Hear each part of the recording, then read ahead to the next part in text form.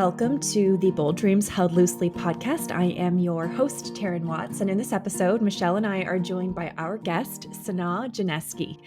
Sanaa is a brilliant entrepreneur, loving mother of three, an Amazon bestselling co-author of the Self-Love Club Volume 1, and also the host of her own podcast called Hey Sanaa Podcast.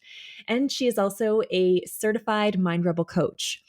Sanaa works with women looking to embrace their authenticity, body acceptance, and self-love. She is funny, kind, a social butterfly, and loves with her entire heart. Sanaa is dedicated and devoted to self-exploration and personal growth. This episode is all about embracing your body, especially as it relates to the connection, the trilogy of mind, body, soul connection. We're really looking at how to embrace your body and that journey towards that inward journey towards self-love, truly from the inside out. We hope you enjoy. Sanaa, welcome to the show. We're so excited to have this conversation with you. As we were preparing for this conversation in our the back studio, Michelle was commenting about you and your energy and your magnetism. So now you were in the third cohort of the MRA, and if you can believe it, we're going on to our 10th cohort. Wild. It's wild. But I remember the first time you and I chatted and then having you in the MRA, and this is what Michelle was commenting on, and I could not agree more. When you speak, you draw us in.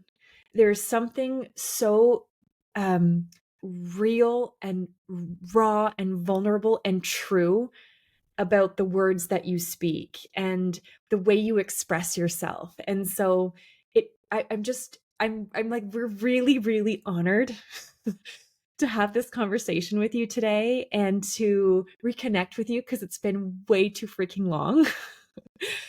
And so, in the MRA, we talk about the mind, body, soul connection and how this alignment with these three parts of our being is so important, and each part, mind, body, and soul, has a different role to play in our alignment. And so in this conversation, we're going to be talking about the body piece, and really embracing our bodies. And I know that this is a topic that is very near and dear to your heart, that you are incredibly passionate about.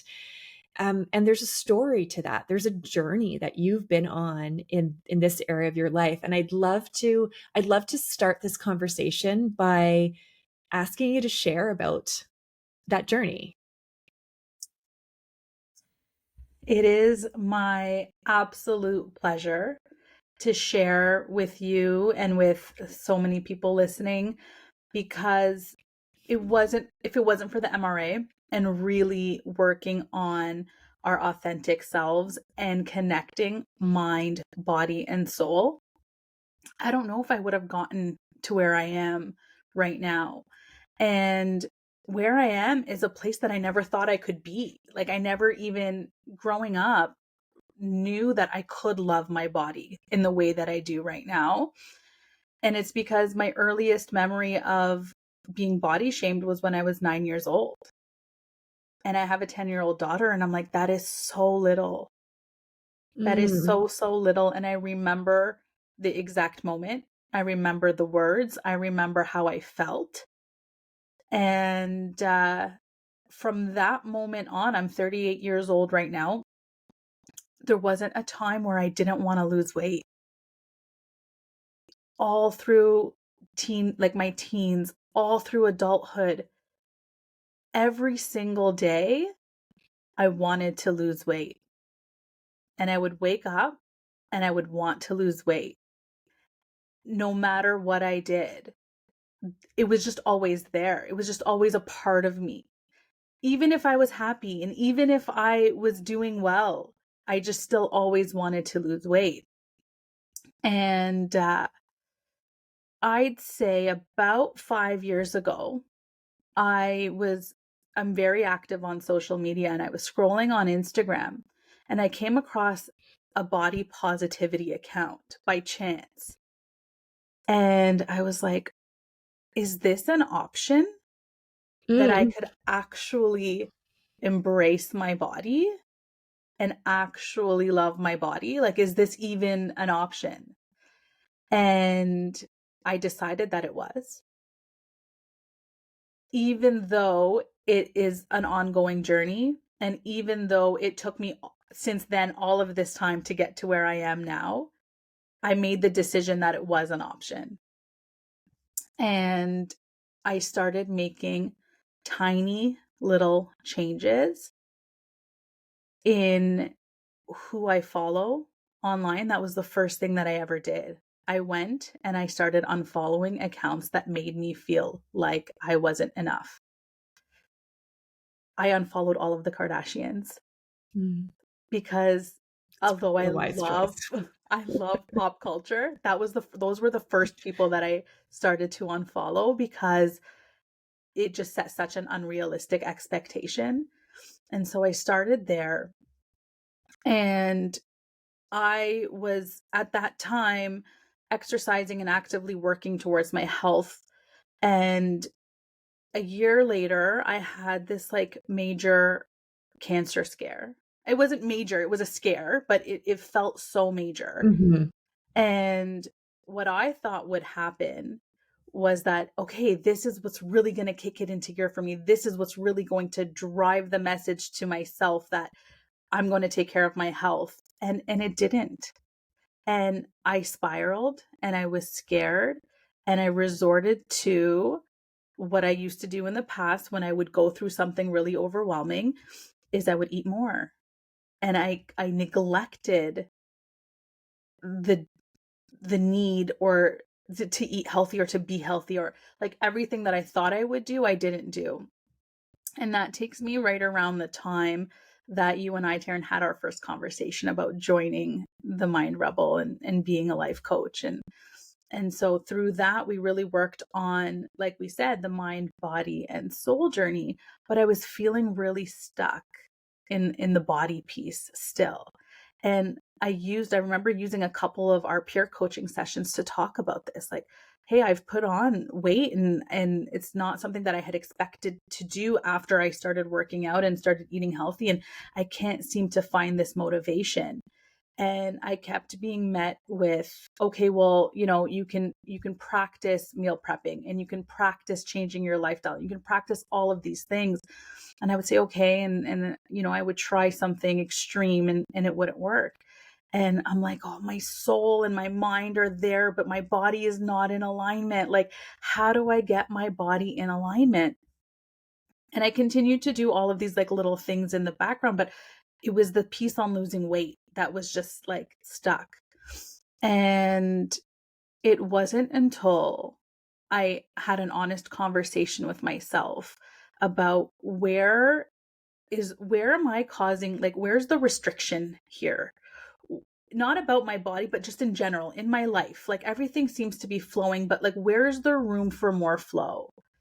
And I decided I was done. I was like, I don't want to try and lose weight anymore. I really, really, like, I can't anymore. I'm done with this. And it wasn't until I made that decision to stop trying to lose weight that I've been able to really start to focus on embracing my body and feel the happiest I've ever been, the healthiest I've ever been. And like, my body is changing and is continuing to change, and I'm not actively trying for that. So that declaration is what started this whole process for me. And the weight of that, like, I know we're like, Mm. this, double innuendo, this innuendo here, this pun of it all is that releasing the weight of carrying that every single day is what has brought me into what feels like alignment with the mind, body, and soul. Because I decided that I cannot isolate the body. If I want to make an impact in my life, I want to bring in the soul and the mind into it. And I was really inspired last year. Easter and Ramadan happened to fall at the same time because the calendar changes. And so friends of mine and people in my community and in my circle were fasting. And I was like, oh, it's so challenging to fast. Like it's so hard to control. But they were taking a spiritual approach to it because when it got hard, they really anchored into their spirituality. And I was inspired by that. And that's what I decided to do. Not to restrict myself in any way, but when this relationship with my body felt really hard, anchoring into spirituality and higher purpose and building my relationship almost from scratch. Whew. I have so many questions. My mind is going in so many different directions. I so appreciate you sharing so openly about your journey and the struggles that you've had. And I remember seeing a post that you shared on Instagram. It was, I think it was a while ago. I'm not even, well, you probably will remember this, but it was this picture you shared of you and your daughter, and you were in your bathing suit. You were looking so freaking confident. And I can't remember the exact words in your caption, but it was something to the effect of, like, you're showing her how it's done. Like, you're not hiding yourself for her. And I saw that. I'm still getting teary because I saw that and I thought, oh, how lucky is that little girl to have a role model like you? Like, how lucky is she? Thank you. I know what you're referring to because it's something that I even forgot that I had posted, but now you brought it up. And we were on this amazing trip in Banff. And I was wearing a bathing suit with her, and I wrote, wear the freaking bathing suit because she's watching. Yes, that's exactly what you wrote. And Yeah, so I couldn't imagine trying to cover my body in front of my daughter and even my sons. I think it's so important for the boys to see that women's bodies change I is agree. the real.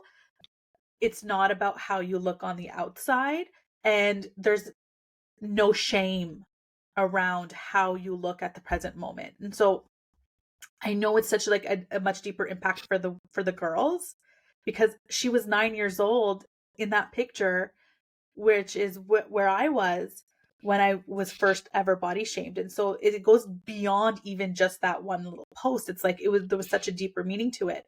But for the boys as well, like I want them to look at women in a different way than the boys used to look at me growing up. And I was body shamed and bullied by the boys in my class when I was in grade 6. I developed really, really quickly. And I was like the first girl in school to have boobs and like have to wear a bra. And you'd think that they would be nice about that. Yeah. You think that they would be, and maybe like they just didn't know how to express it, but like they would come and pull my bra strap or like come from behind me and do this. And like looking back, it was harassment, but we didn't know Yeah. that we were allowed to call it that. And so yes, showing up in my body for my children. And at that moment in time too, like I'm a very visual person, and I was visualizing where I am in my life, and I graphed it out, and I was like, okay, I'm the biggest weight and size that I've been in a very, very long time, but I'm also the happiest. And so I was like, happiness here, body here, here's where I'm at. Like it's at its peak of where it's ever been. And so I realized that both can exist. Mm. I can be the biggest version of my physical body and also be the happiest version of my mind and soul.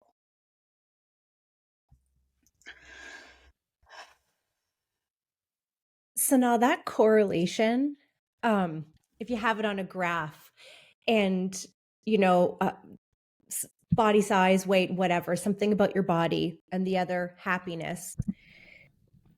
I think it's always seemed to me for a long time, it seemed to me like there should be a direct correlation between those two things. And in my experience through multiple extremes, I proved that wrong. But it was a really that belief that those two things were correlated lasted a really long time. What do you think really proved it to you that those two things aren't correlated? I reached a level of happiness in my life through my authenticity, like through, I feel like I've been curating my life in the last few years. Like I left a job that I Mhm. just felt stuck in, and you've Did seen you it all ever? unfold, right? Like Yeah. I left my job. I am self-employed. I have time to, like, I wanted to, give back to the community, and like I've been volunteering at my kids' school and being involved in like all the things that I've been wanting to do that led me to this level of happiness that I hadn't achieved before. Sitting in that happiness and just being really proud of where I am, I realized that I may not have achieved that had I been only focused on my body and what I look like on the outside. And so through deep gratitude for where I was and all the other things aside from my body made me really realize, like, it's not that. Um and a big part of it too is looking back on photos and memories. Like my phone always does this thing with like memories, and look at these photos, and I look back at the person that I was in those photos, and I'm like, wow, like she's so beautiful and she looks great and she's 40 pounds lighter, but she wanted to lose weight still. So chasing this image of like, it was two things. It was like chasing this idea of like still needing to lose weight. Even when I was 40 pounds lighter, I still wanted the same things that I wanted now, and it didn't get me anywhere. So I realized like I'm never going to be happy no matter what size I am, because I wasn't happy then, Mm. right? And then what I say to people a lot now too is who you were, a few years back or a few sizes back is not who you are now. And are you willing to give that all up to be that size? So when I look back at me 5 years ago, I didn't have the life that I have now. I don't have the awareness that I have now. I don't have um, all of these things that feel so good to me, but who I am on the inside. So do I want to give it up? And the answer is always going to be no. I can't chase this person that I once was. I'm not her anymore. And Mhm. she looks different now. And Mhm. maybe it's necessary that she looks different in order to achieve all of these things.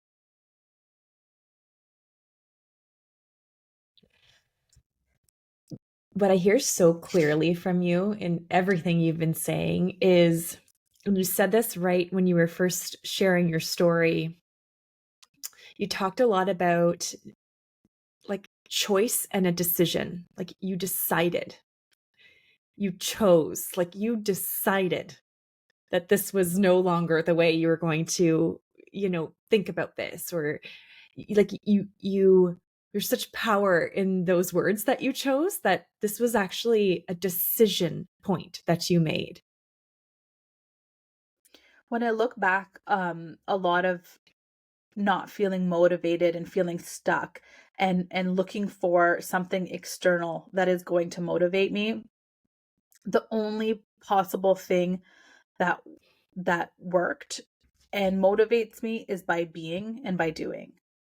And it's not easy to just wake up one day and be a health guru or like, a fitness nut. Like it's it's also not realistic to expect a change overnight, but that decision that I'm saying, like I decided to give it 1%, not 100%, not to become overnight, but like what's one tiny little thing that I can do today that's going to get me one step closer. And it had nothing to do with diet or the way my clothes fit or the way that I look. It was like, Mhm. what can I do that has nothing to do with these things, but is going to make me feel better? And each day it looks different. I have written affirmations on my mirror. I have shared my story. Through coaching other Mhm. women, I've really realized that this is a universal Mhm. feeling, and women that I would look at and think, "Oh, I would love to have their body," feel the way that I do in those bodies. And so it's not about the body. Although it is, it's not about the body because so many like all of these conversations that I have with women that I've been so privileged to have through coaching, we're all talking about the same thing. We Yeah. all look very different. And I remember in trying to lose weight and like grasping on like whatever I could to like get there, calling a few friends of mine that have had like massive weight loss and body transformations, and having a conversation like, okay, well, what did you do to get motivated, and what do you do differently, and all of these things. And I was really saddened to find out that the mind piece wasn't there, and it was actually what I and what for me would be an unhealthy journey to weight loss, because the confidence still wasn't there. The happiness still wasn't there. Mm. The self-sabotage was very present, and fear was present, and none of it was from this place of love. Mm. You're making me recall this story. So it was a long time ago, but a friend of mine who I can't remember exactly which diet it was, but it was it involved shots and something or It's the Bernstein diet, and I've been on it multiple times okay, in my so I life. think it was the Bernstein diet, Yeah, and this is like she an Ottawa thing. I believe it started in Ottawa. I'm not sure, yeah, but it's yeah. yeah, Yes, I think you're yes. right. I know them all because I've done them all. Yeah, and I remember her having rapid weight loss from Mhm. from the procedures. I don't know much about the Bernstein diet from this diet, but rapid weight loss, and to the point where nothing fit anymore. I mean, she had to go get an entire new wardrobe. Nothing fit anymore. She was half her size. And I remember having coffee with her one day and just asking her how she felt. Like, you look, like it wasn't even about her, what she looked like. It was like, how do you feel inside? And she said to me, I look in the mirror and I still see the same version of me who is twice this size. I don't feel any different. I'm not happier, and that actually kind of, I believe there is a radiance within a woman in particular that has nothing to do with what's on the outside. I see it in practitioner training all the time. Like, Michelle, you and I get to witness this all the time. It's when a woman clicks into alignment and discovers who she really is and embraces the three aspects of herself, her body, mind, soul, and it just magically comes into alignment, and nothing changes on the outside except she begins to like radiate from within. And you can see that. You can see it. You can feel it. You can see it. And I remember looking at my friend, this woman, and thinking, she looks depleted. Like, yeah, she's half her size. She looks sad and depleted and there's no glow. There's no glow. There's no radiance. It was the opposite of that. But here she was getting what she wanted. And so I so agree with everything that you're saying, Sanaa. It's not about the body. And if you think of emotion and where we feel it in our body, and this is something that we really learn in the practitioner's training. It's like, where do you feel it in the body and what's beneath it? And when we're chasing this dream of looking a certain way, we haven't even begun to scratch the surface of like, how will it feel in our body? And what is the feeling that we're going after? Right? Like, how do I get to how do I find both? And it's like, and it's possible that I may lose a large amount of weight and be happy. Right. But what I'm projecting without knowing how I feel in my body and without connecting to the inside of my body, I don't personally think that I'd be able to achieve that. And I want to talk also about like, what are some big things that I've done to get to this point as well. And I think the biggest was connecting to my cycle as a woman. Yeah. Oh, yes. Yeah, like big. So there's a lot of little compounding things, but that one is like, and it took time. So I think it's been like a year and a half, probably almost 2 years, that I started, like I got off birth control because I decided that this decision, I'm like, no, I decided. I love it. and I'm doing it. No, but I had been on and off birth control for so many years. And I had struggled with endometriosis, and potentially, like when I was really young, the doctor said you might not have children, or you not be able to have children. And there's so many layers to this relationship with my body that are also beyond what it looked like. It was like things that were happening internally that I was angry and resentful about. And I had to be really proactive for my own health, because no one really believed me when I would say like, my period pains are so bad. And it was like, oh, it's a period, like it's supposed to be.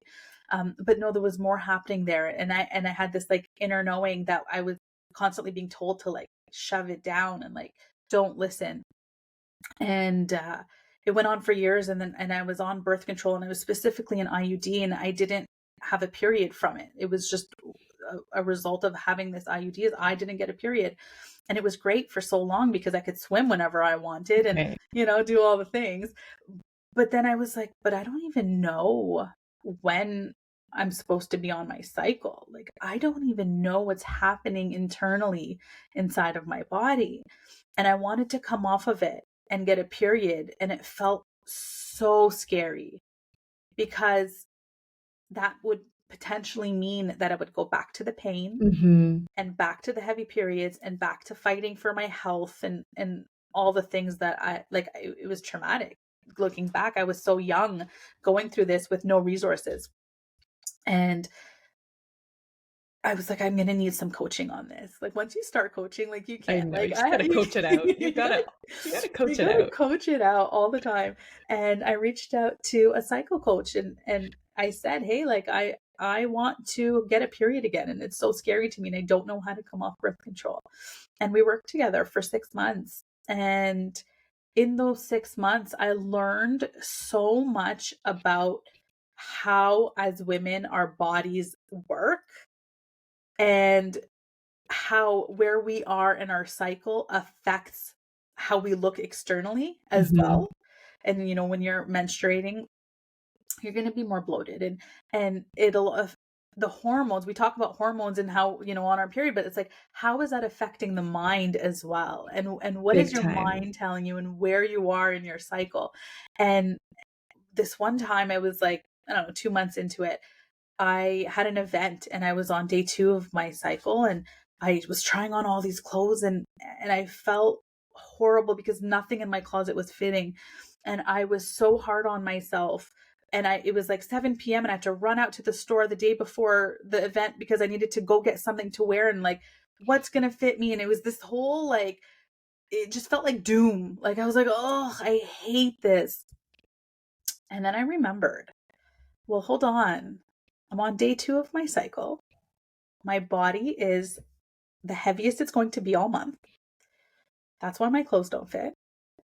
My inner critic is its absolute loudest right now.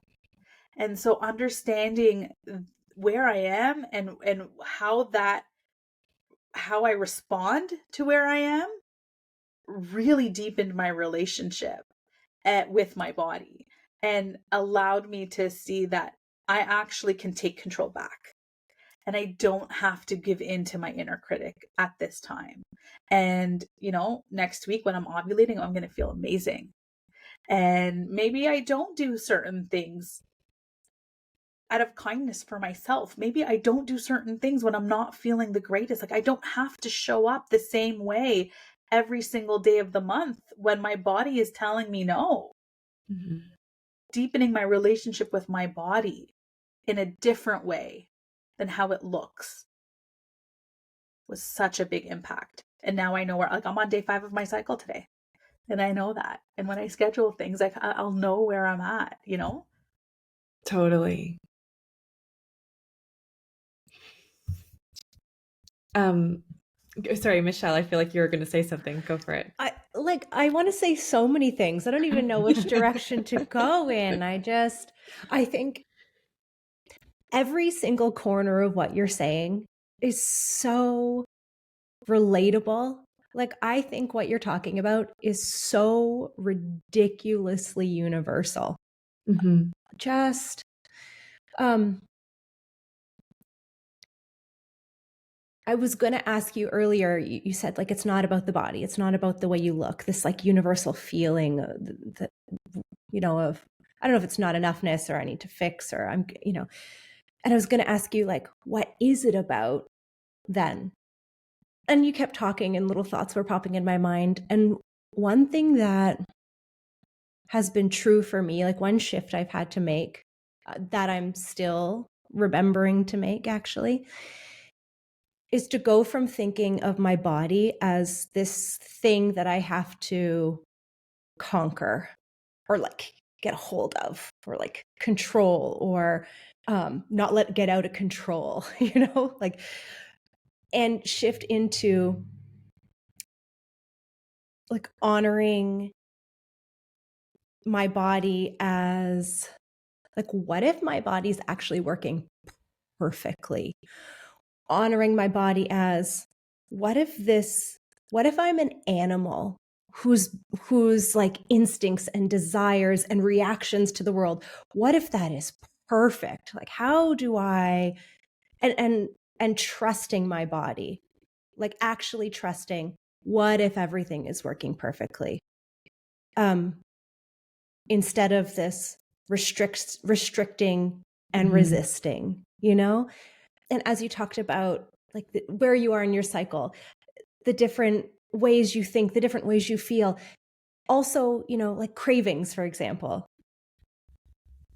What if it's true that in every different moment, we need different things to be nourished? And the only way we can know what we need to be nourished is by like listening and trusting.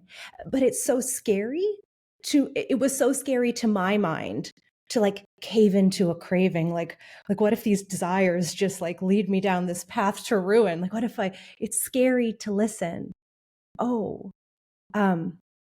Scary to go from, I have this idea of what will make me healthy and keep me looking the way I want to what if I indulge this desire to like eat more food or eat this or eat that or do this or rest? My body wants to rest. What if that means, I could go on and on and on and on about that.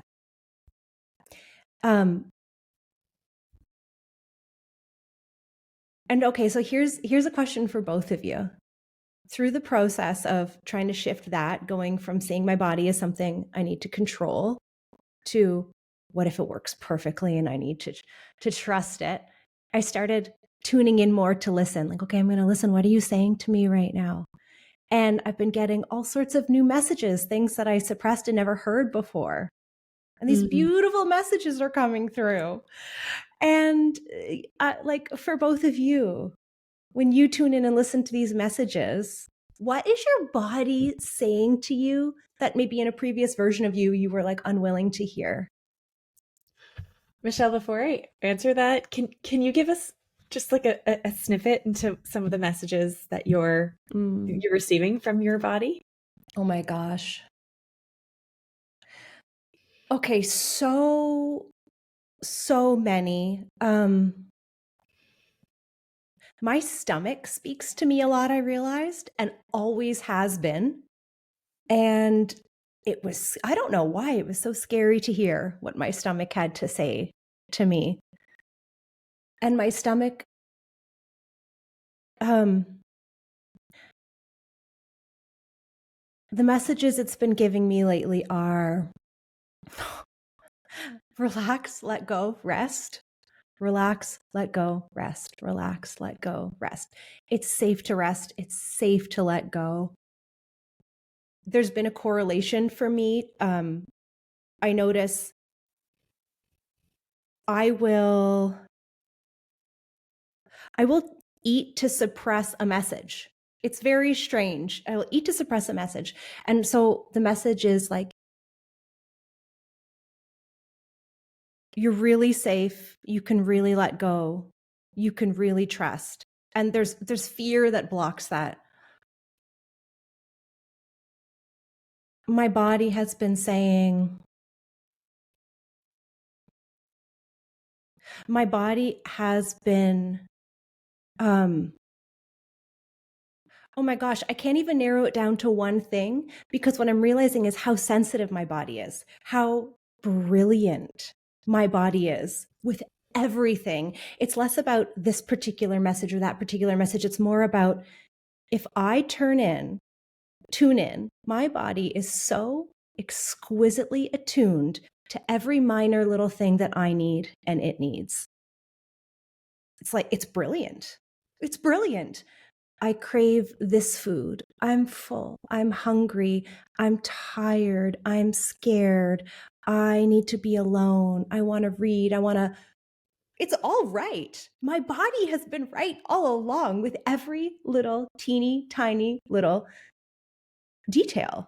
It's so sensitive. And I can't believe I've spent so much time suppressing its communication. Like it's kind of wild. So my body says everything. That's the answer, actually. My body says everything. Everything. So now, what is it for you? Well, I believe that to be so true. And as you were saying that, all these things were coming up for me as well. And you're like, it's so wild that I've been suppressing it, but we've been conditioned to do that. It's just conditioning. And so there's so much room for compassion there on this journey of like, how did I let it get to this point? It's like, well, it's not all entirely our faults. Like there's so many external factors here. And for many of us growing up, we're not taught how to manage our emotions or where we feel things in our bodies. And so it just becomes like natural for us to not listen to our instincts. And there are actually statistics showing that women in particular, before an attack or before something dangerous happens, they get that gut instinct that something is wrong here, but we're taught to be kind first and to think of others first. So we ignore our instincts. And like they've spoken to women who have been in these situations that said something told me something was wrong, but I just suppressed it. And so there's a lot of practice that goes into listening to our bodies and what is it telling us. And you're right, it's terrifying because maybe we don't want to hear what it has to say, and maybe it's not always a good thing. Or maybe there's opportunity to get really curious, and it's like, if you feel like having that chocolate, why is it? And for example, like I'm on my bleed this week, like I said, I'm on day 5, and And what I've been practicing this week in particular is allowing myself to have the extra calories because right now my body needs it. And it might look like an iced coffee packed with whatever. And it might look like an extra big plate of like steak and potatoes and whatever it is, my body is asking for it because it needs it right now. I'm curious how I'd love for us to just explore this, just to put our finger on the distinction between. So something you both said, and I can totally relate with. So the body is like yearning for, the thing and like listening to that and attuning to that and following that, versus, Michelle, something you said earlier about,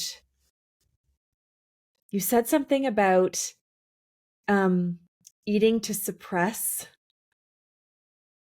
the emotion. Because I feel like that's a very important distinction for this conversation. Can we talk about that? Absolutely. So many women that I have spoken to have said that they're emotional eaters. That term gets thrown around so much in like the diet world and the weight loss community and all that.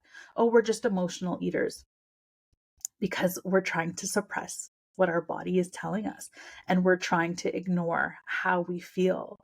And when we look at the emotion and it's like, okay, well, what's beyond that emotion? It's the same as like the craving. Well, what does our body need? And like, what's beyond that? Like, what is it really that it needs? And you mentioned rest. Rest came up quite a bit. I started looking at it as like, what if rest was actually a productive activity? Yeah. We agreed. we don't look at rest as something that's productive. And ways that I've made lifestyle changes is putting rest at like the top of what I need. Yes. Getting a ridiculous amount of sleep when I need it.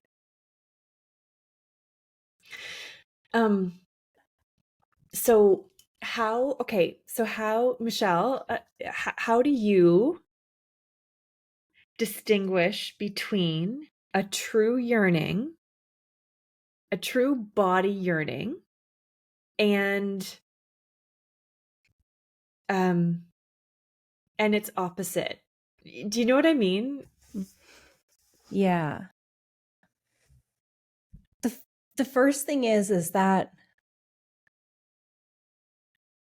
okay, I think the truth is that if I'm present enough to attempt to discern, it's actually very clear. Yeah. For me. Right. In terms of like when I connect to the desire, the hunger, the yearning, if I'm present enough to actually tap in for real and listen, it's very clear if something will actually feel good. Like it's my body can be soft about it and go, oh, that would be so good right now. And then it's very clear, oh, that's good for me. I think being unconscious and disconnected and being on autopilot, I think that's for me when I'm feeling really nervous and scared and I'm feeling it in my belly and some part of me is in, like just unconscious operating and goes, oh, okay, let's just like, maybe I need to eat. Let's or have some more coffee. Maybe coffee will make me feel good. But it's like an unconscious thing. And so I think that, I think I know. I think if it's a really specific craving too, that's how I know it's more real for me. Like, I don't know, I'll speak for myself. Sometimes I'm in these modes where I'm like floating through my house or my day and I just have this low level, not even anxiety, but like, I don't feel great. I don't even know what it is. When I'm in that mode, I'm like, I'm bound to do something that's not really in alignment. When I connect to my body's actual needs, it gives me really clear answers sometimes. Like when I say, "Oh, my belly's, I think it wants something," and I tune in and say, like, "What does it want?" It actually gives me really clear answers. Like it'll say, "It wants fajitas with homemade tortillas," and I go, "Yeah, that's what I want." Or it says, "Oh, mushroom soup," and I go, "Oh, mushroom soup, yeah, that's what I." It gives me really specific answers, and I think those I've like been learning to trust, and they don't let me down. Like it hasn't let me down yet. And when it's like a vague something, it's like, I think that's one of my cues. Don't try to fill a vague, like a vague, like I want something, like a vague hunger, of a vague craving. That it's the vague craving is just, I don't know. I need to get to the heart of, what do I really want? Yeah, that's how I've been discerning. And sometimes it's um sometimes it's here's one thing I've learned. I can actually, this is the hardest one for me. I can actually even trust when it wants a treat, which that used to be really hard for me before. Um, Taryn, I remember like years and years and years and years and years ago. Like, I don't know if it was, I don't know how long ago, long time ago, 10 years maybe. I don't know. And I was in a phase where I was really restricting all sugar of every kind. And I thought that was like so healthy. I thought that was so healthy for me. And I remember, I don't know where we were, maybe your house, maybe your parents' house, maybe a friend's house, I don't know. And you brought brownies. And I remember just like, and you were like, I love brownies. And I had this like internal, like, what is happening? Cause like I just remember looking at your body being like, she's so beautiful. Like I love her body. How does she let herself eat these brownies? I don't like, my internal brain had a little like meltdown, and also taught me something like what, and not fully, but it opened my mind up to, what if things aren't black and white, and what if like sugar isn't the devil, and like what if it's possible you could actually eat a treat, and and and I've gone through swings of like highs and lows and all around. And right now it's like, oh, sometimes it's not like binging on sugar, but sometimes it's the other day my craving was fruit, like a bunch of berries with whipped cream. And I ate it and my body was like, this is what I wanted. And it makes me feel so happy and so like luxurious, but not in like indulgent, luxurious, happy, nourished. And it's like, wow, a treat can actually end up being really nourishing in a way that there's like, I know I did something loving for myself and it wasn't bad and indulgent. Anyway, I feel like I just went all over the place. That's, yeah, handing it back to you guys. Sorry, Taryn, if I may. Yeah. Okay, because I don't want to lose this thought. Yeah. And it's everything that you're saying, Michelle, around food and like balance and trust are such a huge component of connecting with your body. But for people who have eating disorders and are in recovery or struggling with food, it might sound, because I've been there too, like really out of reach. Like, how do I trust my body to eat that mushroom soup and the fajitas when I shouldn't be doing that? And if I trusted every single craving that came up, then I'm just going to be eating everything and I'm going to keep going, like keep gaining weight and all of these things. And so that in itself can sound really, really scary. What worked for me, and I hope that this would resonate, is that like, what if I just got rid of an end goal and the time frame? Like, what if it there was no time. The time wasn't ending, and I'm going to live for another, 20, 30, 40, 50 years. And it doesn't have to be in the next month, 6 months, 1 year. What if like I could just get rid of the timeline and do a trial period? Like, what if I could just try listening to my body as an experiment? And like, what would happen if today I ate the food that I wanted to eat? Because I'm just learning. Because I'm just going to look back and see how it makes me feel. Or like, what if I ate that soup and it didn't actually provide me with what I needed, and now I'm just learning more and I have more information now. Yeah, I like that invitation to like one baby step at a time. Like one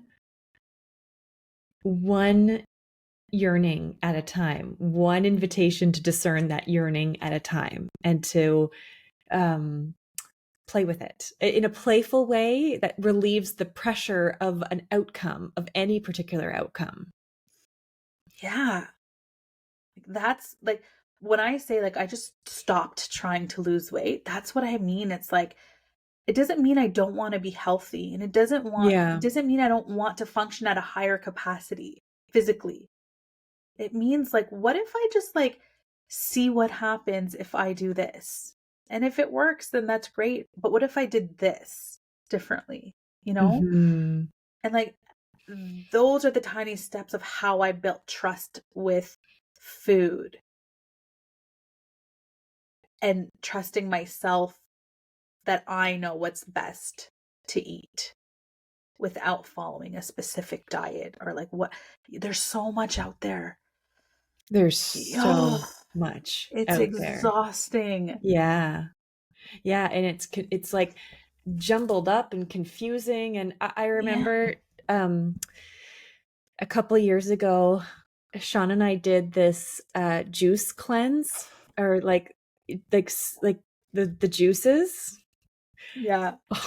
Okay. First, I have to premise this with, I love food. Like, I have when I am eating something delicious, I am like having an inner Happy body. dance. Like, it's actually beyond that. It's like orgasmic for me. Okay. It's just like beyond. The taste of food, oh my gosh. I just like, I can't get it. It's not that I can't get enough. That's not true. I savor it. I eat it slowly. I enjoy, I pay attention to my mouth, like my taste buds, like just exploding with flavor. And I love food. I love delicious food. Love it. And we did this juice cleanse. So it was, I don't know, you're supposed to not eat food for, I don't even know how many days. It was ridiculous. So we paid all this money, we got the boxes and all the juices, and I was like, okay, we're going to do a little cleanse, and then we're going to, clear our systems out, and then have a nice little reset. Oh, I don't think I lasted. I think it was like I was 8 hours into the first day. And I remember the kids asking me for some, or I think I was actually preparing their dinner. And I was like making their food. And I'm like, I'm depriving myself from eating this food because I'm drinking this goddamn smoothie or whatever the hell this kale thing, green thing is. And having an actual having to go into then the kids were fighting, and my patience was just like nothing because I was starving, and going into the bathroom and screaming at the top of my lungs because of how hangry I was, how angry I was. And I had access, like I was purposely starving myself when there was delicious food on my counter. It was just like mind-boggling. And the kids like knocking on the bathroom door. And I opened the door and they look at me and they said, "Mommy, can you just eat something, please?" And I was like, yes. What am I doing? Like, of course I will eat something. I'm not doing this, and I'm not showing up in the world this way because I want to do some kind of cleanse. It was It was actually ridiculous, like ridiculous. And I just, I go back again, Sanaa, to the, like, you know, this, wear the bikini or wear the bathing suit she's watching. Like, we are showing our kids. Like, we are showing our kids. And I also think about this, the experience of body shaming and the experience of that when we're young. And I think oftentimes it can be even very indirect, subtle things that are said by adults, that can that can get all twisted up and wrapped up in a child's psyche, that can be very impactful,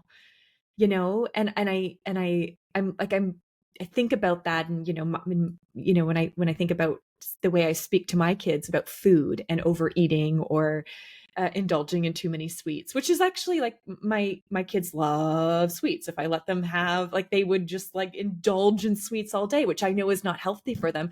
But I think it's important to choose the right words, and it's something I'm still working on. But so now I'd be curious to get your insight on, like, how we speak to our children when it comes to not knowing their limits on food or eating healthy, and how do we speak to our children in a way that builds a body positivity and healthy habits. Yeah, I think because I practice this, like I really am conscious about like what I say about myself in front of my kids, and like how we talk about or not talk about other people's bodies. And Yeah. it's Yeah. it's really funny because this morning, actually, on the way to school, it's not even about a person. It was a woman walking a dog, and the dog, and my daughter's like, "Oh my God, look at that dog. It's so cute." And then my youngest is like, "Well, it's too short and it's too fluffy." And I said, "Could you imagine that was a person? Like, would we say they're too short and they have too much hair?" And they started giggling because they're like, "No, we would never say that." Because we're really, like, my husband and I are really intentional about like teaching them about how we speak about other people, and how we don't do any of that.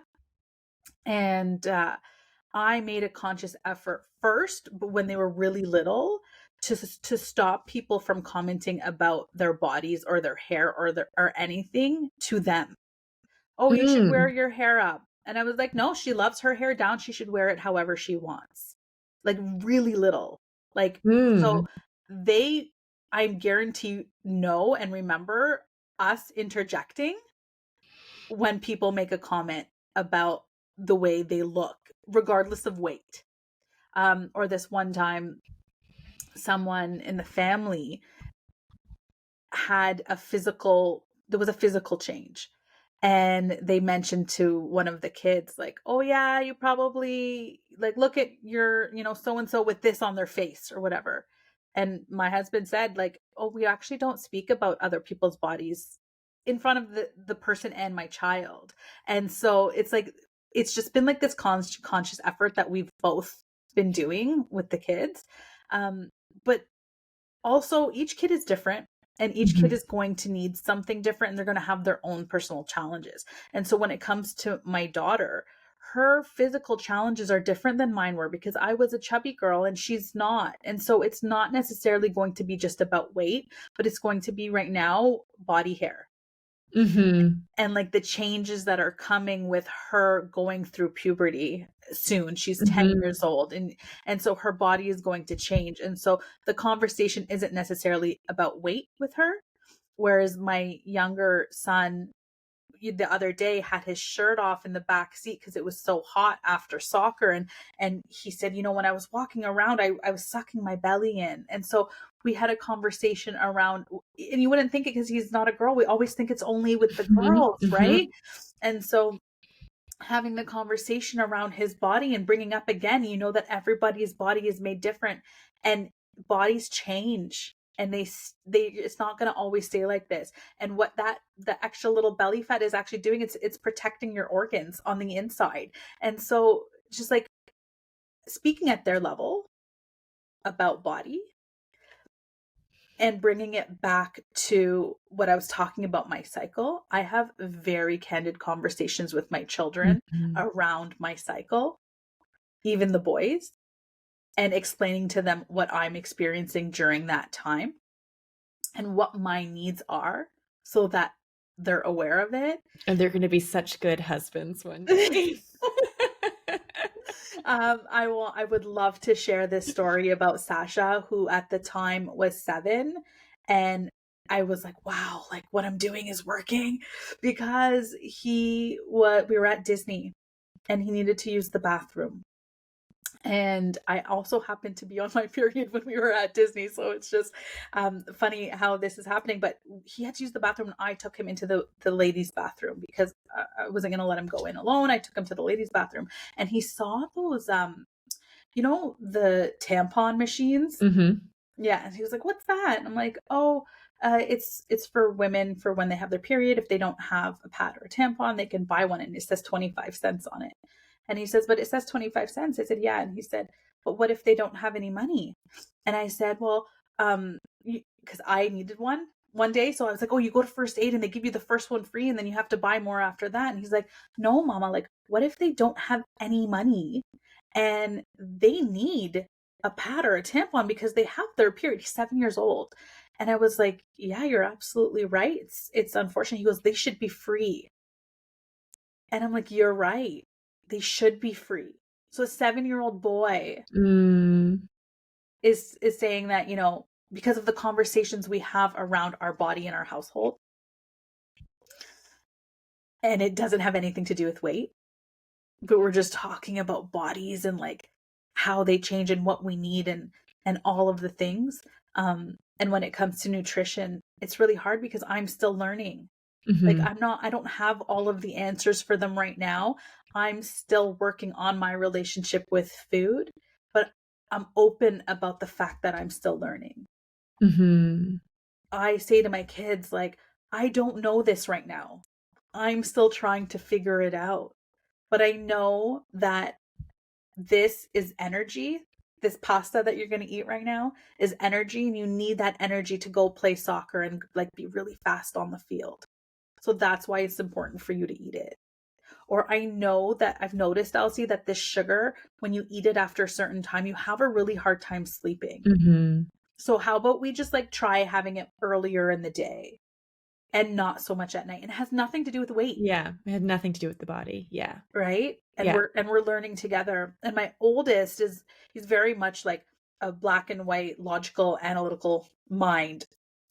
And so he understands like, this is good for you, this is not good for you, right? Again, it has nothing to do with weight. And so when it comes to nutrition, I think he understands a lot more about what works for the body. Like protein is really, like he understands it on like a level of like a different level than I think the other two understand it. It's factual. It's like, okay, protein does this in your body. Okay. And this is why it works. And that works for him.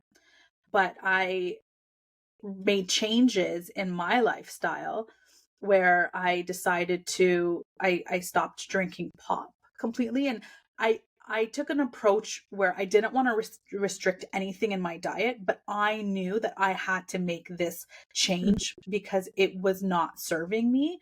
And I set a hard boundary with that. And so I stopped drinking pop. I stopped having alcohol. And at that time, I also had stopped drinking coffee for specific reasons. And it wasn't about weight loss. It was like, okay, this is how my body is reacting to it. And I shared that with my kids, and he became my biggest cheerleader because every day he would ask me, how many days, Mom? And I'd say, oh, it's been 10 days. Woohoo. Okay. It's been 1 month. And like every day asking me how many days today, knowing that it had nothing to do with trying to lose weight, but how it made me feel and why I was doing it. Mm-hmm. And food and drinks, their energy, and I think that like going back to this whole conversation around attuning to your body and like what your body is yearning for, and also like this thing, like this can of Coke, like that has energy. It's like, and when I think about that can of Coke, I'm like, oh, this is not good energy. This is not good energy. But when I think about, I don't know, a cup of hot chocolate when I'm craving that, I'm like, oh, this is like nourishing energy right now, or a cup of tea, or whatever it might be. The same is true for food. I think also, like, attuning our bodies to the energy of food is quite powerful as well. And the relationship with food. Yeah. It's like I started categorizing. I used to like, this is bad, this is good. How about all of it is just fine? Mm-hmm. How about there is no bad food? Like you said, Michelle, about the brownies. You're like, oh, like it looks so good. And yeah, it was really hard to get to that point. But like, what if right now that brownie is really good and it doesn't mean I need to eat the whole box? What if it's just a brownie and I'm enjoying it and I'm doing my little happy dance? Because food is so good. Like when you said that, I'm like, yes, like food is such a big part of my culture as well. And so food and sharing food and an abundance of food and like, Completely. And around the table, it's like part yeah, of my Italian culture too. It's like part of yeah, it's like community and family and connection. It's very intertwined with that. yeah, it's such a big part of our lives and our Yeah. upbringing, Yeah. right? So it's like, it's not food. It's the problem. It's like what's happening internally when I'm eating this? How am I feeling when I'm eating this? Why am I eating it? It's like getting really curious about all the other things that or finding balance and like again, going back to boundaries, like things that I've had to learn to do in my life outside of like the body and like weight loss, I'm having to adapt into this lifestyle change. And it's like boundaries with myself, learning how to set the boundary, not from a place of shame or a place of hate, but just for my well being. And what if lifestyle, when they like, oh, it's not a diet, it's a lifestyle.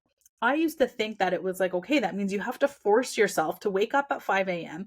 You have to force yourself to meal prep, and that becomes your lifestyle. And you have to force yourself to do all the things that you aren't and you don't want to be for the sake of this lifestyle, because it becomes your lifestyle. And I was like, well, what if my lifestyle is like I'm such a Taurus, and I'm sure you guys like see that I love to indulge in like luxury and like I just love like just feeling fancy and like I love the things. And like what if my lifestyle was I get to eat what I want and food is not bad, but I do it in a way that feels really, really good to me. Like I use the nice plate and I fill it more with salad and then I put a little bit of this, and or I add this on, or like, what if I get to drink my Perrier in the middle of the day and make a reel and like, put in the lemon and like just watch it fizzle and like really enjoy what I'm experiencing as part of my lifestyle and find balance in that. Oh, it just feels so good. I wholeheartedly agree. Like, it's such a, I think there's so many times that, like restriction creates so much more imbalance, It really does. Yeah. Like the idea of, okay, like bread, for example, like lately, I don't know, the past little while I've allowed myself to go back into like the indulgence of delicious homemade foods, meals, baked goods, and the satisfaction the deep, true, real satisfaction and nourishment that comes from baking delicious bread with butter or scones or like you name it, and like the whole process of like kneading it, baking it, smelling it, tasting it, sharing it, it's so satisfying. It really is. So is. But the truth is that if you're doing it that way, it's probably a lot better and healthier for you than if you were to just go to a restaurant and eat all you can eat bread and like feel like crap after. Yes. Like the process of making it a lifestyle, and like I really like to romanticize my life. And like that to me is such a good example of romanticizing your life. It's like, ooh, I'm going to make the bread and I'm going to get my hands in the dough and like I'm going to smell it and it's going to look a certain way and it's going to taste a certain way. Like that's better for you and eating that bread than just like stuffing it with crap it's like not what you need, or you don't know what's in it, and it's overly processed. And like think of the women in Italy. They're Yeah. gorgeous. They're eating Yeah. pasta and bread all All day day and long. wine all All day. day. Wine and pasta. Like And they that's don't what feel bad yeah. about it. So like Right. what if like releasing the idea that it's bad is actually what's good for you? Mm-hmm. I think you're onto something. I I think think right so there. too. I think releasing the idea that it's bad and like letting yourself be satisfied and indulge in these things that make you feel so good. It almost like, I don't know, that's when like the struggle disappears and the cravings disappear, and just naturally without trying you noticed, oh, I don't have wild out of control cravings. Yeah. Letting myself savor the pleasures of these things that I want. It's like, Yeah, it goes back to building, and I know that's a journey, but building that trust in yourself. Mm-hmm. You And know, it takes time, like it I does, said, of like it's course. been years in the making, right? It's not just like, hey, I woke up one day. It's years in the making. And how can you deny pleasure? Like, who wants to deny that feeling of like it feels so good? But we have to be really honest with ourselves when we are overindulging. Does it feel good? Like, Mm-hmm. like just be honest. Like, get really, really honest with yourself. Does this feel good? And when you start living in a way that feels really good, you can really start to recognize the difference and take it as like a learning process and more information. That's how I see it. It's like, this is just more information. Now I know that maybe in the past that felt good and now it doesn't. And we evolve from there. Yeah. You know, I want to also mention boundaries, because I talked about boundaries with food. I have set some really hard boundaries around things with weight loss, in terms of like, you know, if I join a new gym or if I start a new program at the gym, that like I love doing classes and like exercising because I want to and it feels great. But a lot of the times they say, okay, well, we're going to do your starting weight and then you're going to check in every day and weigh yourself and, you know, all of the things. And for me, in the past, I've had a really, really difficult relationship with the scale. Mm-hmm. It's been detrimental and it becomes obsessive. And that I had to learn to set boundaries and say, no, I will not do that. I will not be submitting photos every week of my body, because then I know myself now. I know what's going to happen. I'm going to start obsessing over what these photos look like. I'll say I'll commit to doing a before photo and maybe 6 months down the road just to see how it works. But I'm not doing a weekly photo. I'm not doing a daily weigh-in. I'm not going to track calories because it hinders my experience of this pleasure of eating this food. Like, boundaries, I think, are so important, and it's going to be unique to the individual. Right. Like, those are my boundaries. And I thought before that I never had a say. That if I was following this program, I had to do exactly what you said. And it's like, I'm paying you. That's how I feel now. Like, I'm paying you, and this is my time and my experience. And I want to be in control of that.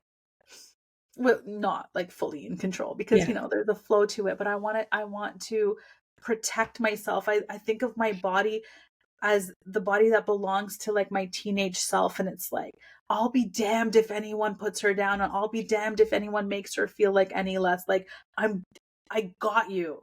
Like, I got you. Like, so much. I've got you. Like, I'm not going to let you get in the way of that. Sanaa, do you have, like, if we pull back out of just like weight, you mentioned before, like body hair, your period, just if we pull back and look at our bodies as a whole, or if you think about your body as a whole, are there any other boundaries that are helping you stay like so connected and accepting of and like loving your body? Like, not just weight, but move way back and think about you as this human being, this human creature, animal with a body. Yeah.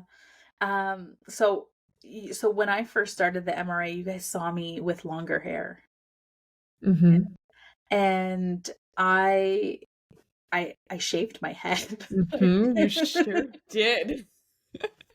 I shaved my head. And well, first of all, that act in itself like was so empowering, and that changed a lot for me physically, because now I no longer, regardless of weight, looked like a specific, like I didn't embody, I guess, the quote unquote social expectations of what a female looks like and like what beauty looks like.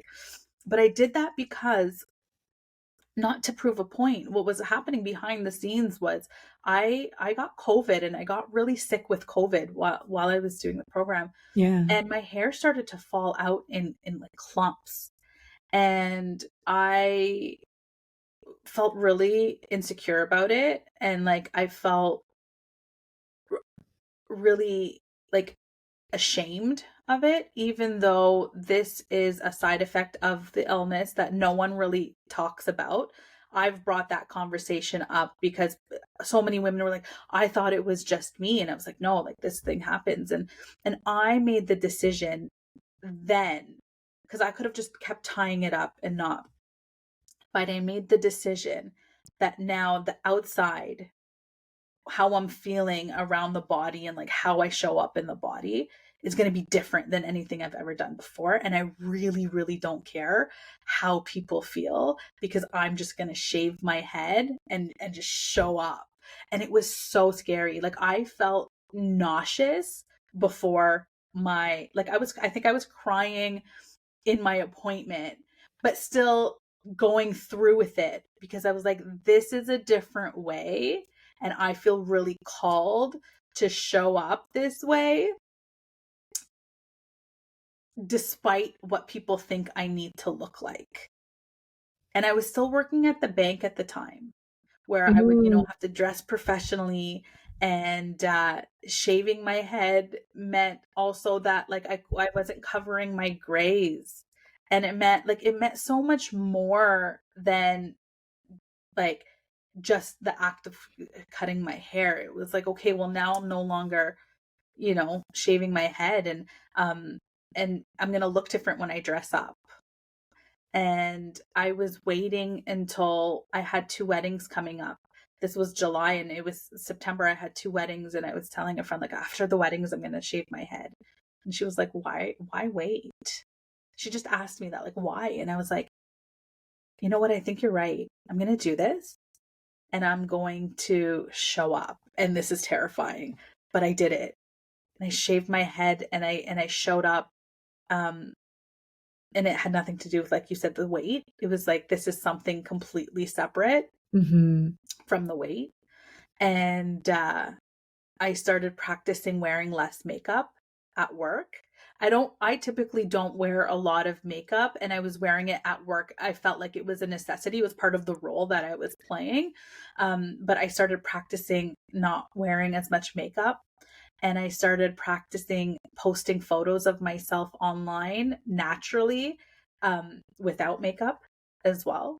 And so it was like a ripple effect. At one point I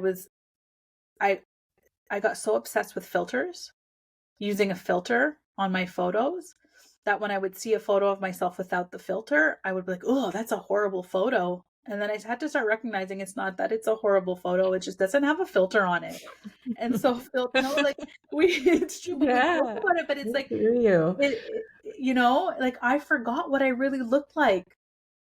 And so I like just started slowly like stripping away and like connecting with like what I naturally look like. And I now I'm so I post all the time with no makeup. I'll hop on my stories, makeup or not. Like it's just whatever. I love to share when I do dress up. In like, as you guys know, I love fashion, and I love dressing up, and I have my style, and I love showing it and sharing it.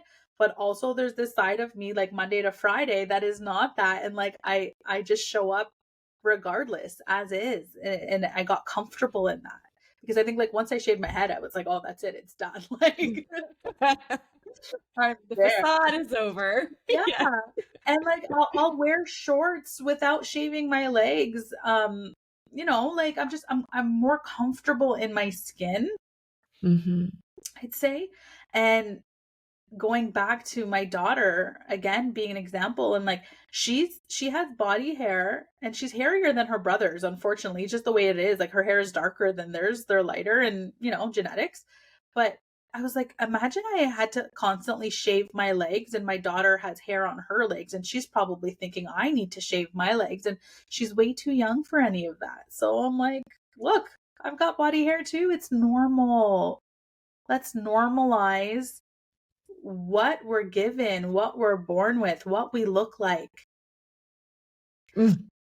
Yeah, it helps that I have a partner too. I'm not going to deny that, because I think a lot of the times getting into relationships, like you want to look a certain way in a certain, it's easy to get into that train of thought. But I have a partner who like actually prefers when I'm not wearing makeup and when I look natural, and like is always encouraging it. I don't want to take away from that, because that helped me. If I felt like I couldn't show up naturally in my own, the most intimate relationship that I have, Yeah, I think the journey would have been a lot harder. But like no bra, no makeup, no hair, like that's me all the time. And someone made a comment to me once that really was so I felt so offended, because they said to me, "You're so brave." And I was like, screw you. Like, what do you mean I'm brave? Like, I think I look good. Like, it doesn't. right. Like, what's brave about it? Right? And then I realized that, like, you know, any comments that anyone has to say, it has everything to do with them and nothing to do with us. And so this person feels scared to show up authentically and to show up in their own skin and body. And maybe I am brave. And yeah, like let's ride with it. Like, yeah, I'm brave and I'm confident. And I used to hate when people called me confident, because I thought that meant that I shouldn't be proud or look a certain way in my body, because you wouldn't say that to someone in a smaller body. You wouldn't say to, you know, that model, "You're so confident," because of course she's confident, she's gorgeous, right? And so I used to think that like being told I was confident was actually negative. And then I thought, well, if they're telling me that I'm confident, because maybe they feel like they can't be, or maybe they feel like they're not. And that gives me more reason to show up this way. And I embrace my confidence. And like since I've embraced my confidence in my body, it has opened up so much for me in my life and in my business. Like in my business is where I'm really, really seeing the benefits of it, because I show up from a place of confidence in that I never had before. And it comes from accepting my body. Like I know, I can see, it's like, okay, since I've accepted my body and accepted all of the things, not just the weight, but like everything about it, I'm so much more confident in my business. I'm so much more confident in my role as a mother and as a wife and as a daughter-in-law and as all of the things. It's made such a big impact. Sanaa, you said earlier you were acknowledging how scary trusting your body, except, you know, how scary this journey can be, which I think is so true. For someone who right now, hearing this conversation, hearing how amazing it is to trust your body, how amazing it is to just be confident and forget whatever people think. And just, so for those people who right now it feels terrifying, so terrifying, it's inaccessible to really contemplate trying these things on. What have you found? Like, if you think back to the moments when you were most gripped with fear, like, what was the soothing, healing balm you needed to like start to soften towards the idea of just embracing yourself, loving yourself, trusting yourself? That's such a good question. The reason I said I want to have this conversation around body as part of like the mind and soul, the trilogy of it all, is because if right now I don't have trust in my body, where could I lean into trust in other areas of my life? And that's where like the soul piece really came in for me, because it was like, what if whatever your religious beliefs are or spiritual beliefs are, what if I could really, really, really trust in that and lean into trusting that spiritually I'm connected, I'm secure, I'm anchored. Where is the room for trust aside from the body? And like lead with that first, because it took me years of working on my mind and my soul to be able to get to this point. But I had to bring those two pieces together to move forward in my relationship with my body. Even though I knew that I was like, I'm looking for alignment, mind, body, and soul. My body doesn't feel like it's in alignment with the mind and the soul. But I was ignoring the fact that I needed to work with my mind and my soul and approach my body from that place. That was the key factor that changed everything for me.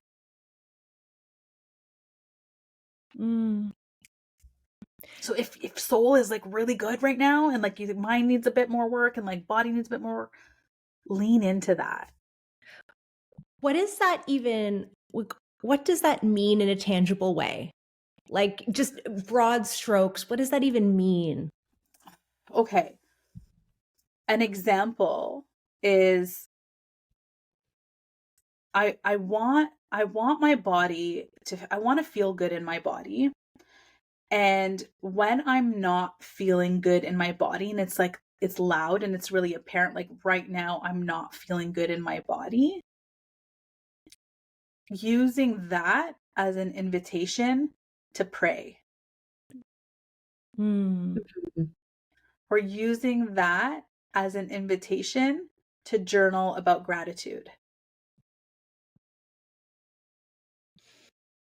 Is that right? Like, Totally. this is becoming really hard for me, but I'm going to pray about it. Or even pray about something else. Or express gratitude about, like something kind that happened. Despite how I'm feeling right now in my body, but because of how I'm feeling in my body. Yeah. Like reaching for those spiritual tools, that spiritual connection that is for you thriving regardless. Yeah. Yeah. Or like in the mind, like maybe a meditation, like whatever is in your Yeah. toolbox, Yeah. whatever works in that moment of feeling disconnected from the body or feeling like lack or wanting something different or wanting something to change. It's like, what about the mind and the soul? Like, how can we bring those pieces in? And it's like, what is going to work in that moment?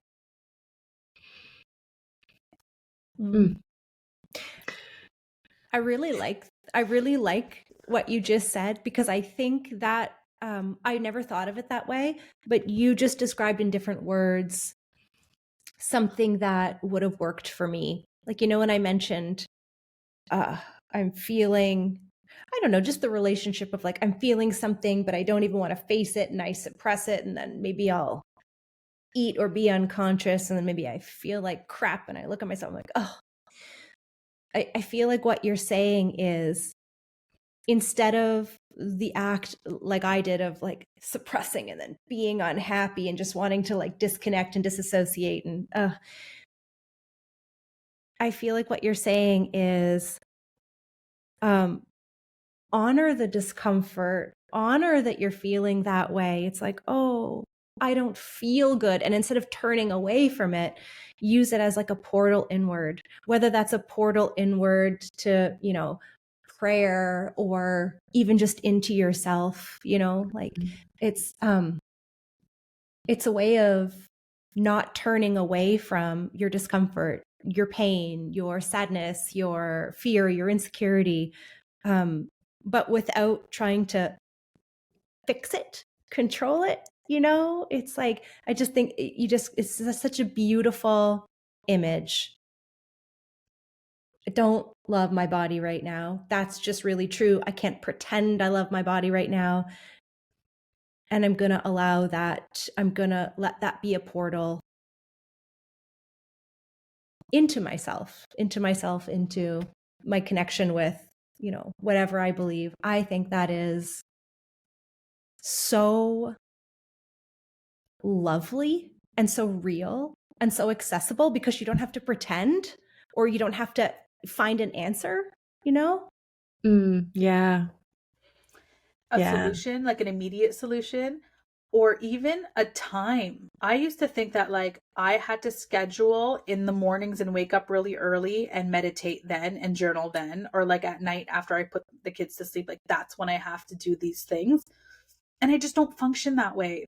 And so the feelings that I would get when it would get really hard with my relationship with my body that's the invitation. It's like, okay, like 2 minutes quickly. Right. Let's think about, spirit, or let's think about like, let's pray, or let's, in that moment. And so it's scattered and it's not necessarily like scheduled. Yeah. Because that's adding restriction. Like, again, going back to the restriction, it's like, I'm chasing something that's not working for me because that's just not how I function right now or in the past. But like, okay, it's getting really hard right now. And that's why I said in the very beginning is like, I was really inspired by people that were fasting, because throughout the day, it's going to get really hard, but you anchor into something. It's like, pull something out of your toolbox in that moment. Oh, Sanaa, this conversation was so juicy. I would love to ask you guys. So we like to ask this question at the end of our episodes, like, what is your golden nugget? What is the golden nugget that each of you are taking away, each of us are taking away from this conversation? Michelle, what is yours? What's your golden nugget? Taryn, you mentioned, okay, so early on you said the word radiance, like the radiance comes from something deep and true inside, like, from your authentic self, there's this radiance. And I think what's becoming clearer to me is, I don't know if it's a new thought, but this thought feels very highlighted, is so one thing that's true for me, and I think Sanaa, this like I hear this reflected in a shade of something that's true for you, and maybe it's true for others, is I do desire these feelings of luxury and just like luxury, pleasure, rest, deliciousness, beauty. Those things make me feel so good. And tapping into what makes me feel those ways, I think that's one of the roots to my inner radiance. I think there's a connection there. I think when I am tapping into true feelings of pleasure and luxury, I think that I'm probably clearing the way for my radiance to shine through. And and then there's another piece of this, is that,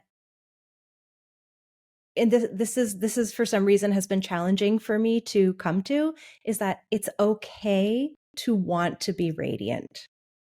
That in and of itself, it's like, that is okay. I'm allowed to want to be radiant.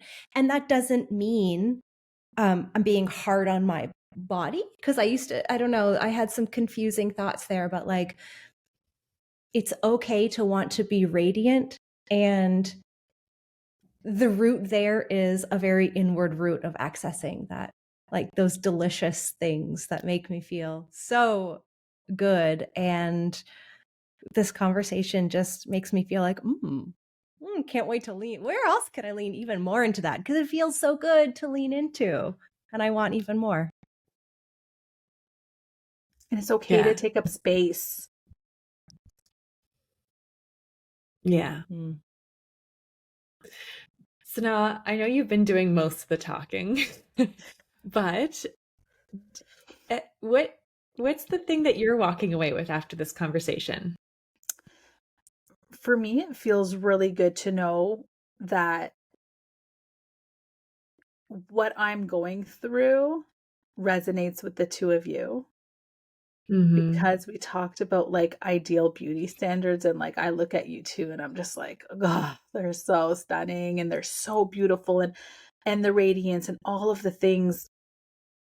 And it's like we can have this conversation where I feel I can really feel that you understand me and you understand the topic,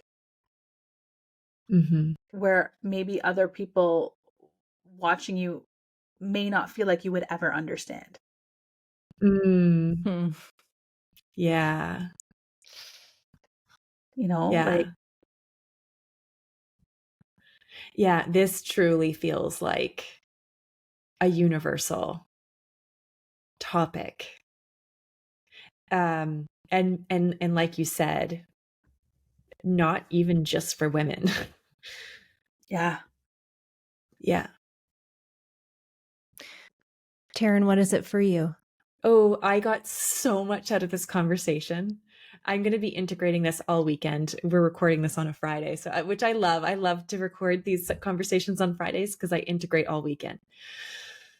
What's really top of mind right now is my daughter, Shay, who's 8, and her body's starting to change and things are starting to shift, and she's becoming very she's like, I see her looking in the mirror a little bit differently, a little bit longer. I see there's changes happening.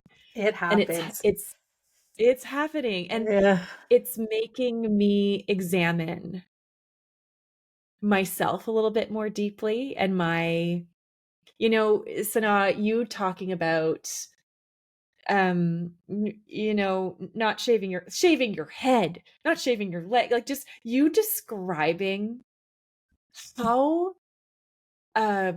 embodied you are in your body, and accepting and embracing you're human, like you're it's like awakening something inside of me. I don't quite know what it is yet, but it's awakening something inside of me. Like I think about how she's noticing I don't get my hair dyed at the hairdresser, but because I have to dye my hair every 4 or 5 weeks because I'm actually like 50% gray already. I turned gray quite young. And, so she watches me dye my hair and asks me, Mommy, why don't you just let yourself be natural? And why don't you just, and I'm not ready for that quite yet. However, there's something stirring, there's something stirring. Or when I'm putting makeup on, Mommy, you look so much more beautiful without makeup. And like, instead of like, oh, that's nice of you to say, Shay, but still gonna do, like this conversation has got me, is planted some very solidly planted seeds inside of me. And I'm curious to see how these seeds grow. She is so lucky. And she's an inspiration. I saw her hairdo and I was like, if Shay can rock it, like I can rock it, right? She shaved her head. Yes. Yeah. She is she inspires me. Her fire, her confidence that truly comes from her authentic self, because the world hasn't smushed her down yet, is so inspiring. Mm-hmm. Yeah. The last thing that I want to add, just because you inspired me right now, is yes, I've shaved my head. And yes, I have the grays like you and all of the things, but you are allowed and it's okay to embrace your natural self, Mm-hmm. but also enjoy wearing makeup and enjoy coloring. Like I color my hair and I play with Yeah. different things and I dress up, and you can do all of the things and that's okay too. But it's like, Yeah. I think the approach is, if I didn't color my hair and if I didn't wear makeup, I'm still beautiful and I'm still worthy. Mm. Yeah. I'm still these things despite Yeah. the makeup, despite the hair dye.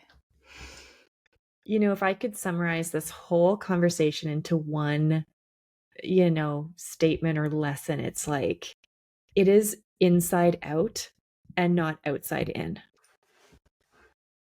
Absolutely. So now, thank you so, so much. One last question for you. If anyone listening to this, which I'm sure there are many people listening to this and thinking, oh my gosh, I want to connect with this human. So I'm going to put your Instagram handle because that's the best way to connect with you. I'll put that in the show notes. But how do you work with people? If people want this container for someone like you to help them, what does that look like? Yeah, I do. Right now, I've only done one-on-one coaching. I'm Yeah. very open to the idea of doing like a group coaching. Even sometimes it's a conversation. Just Mm-hmm. message me, DM me on Instagram. And sometimes it's all it takes is just a quick conversation. Like it doesn't even have to be a commitment to anything. But I love connecting and I love talking and I love opening up the conversation. So Instagram would be the best place to find me. Like you said, you're going to share that. Yeah. And I have a podcast of my own that Yes, we'll put that in the show notes as yeah, well. I've got a Sanaa. podcast on my Yeah. own where we talk all about things that are taboo that no one really talks about or don't feel safe to talk about or culturally are inappropriate to talk about. And sometimes it's going to be just listening to someone else's experience through that and resonating with something that someone says on that as well. Yeah. So thank you so much. Awesome. Thank you. Thank you. Thank you. Thank you. This was such an amazing conversation. Thank you so much for spending this time with us. For more information, you can visit our website at www.themindrebel.com or visit us on Instagram or Facebook with the handles at @the_mind_rebel_academy. And these links can all be found in the show notes below. If you like this episode, we would be so grateful if you shared it with your fellow bold dreamers. Until next time.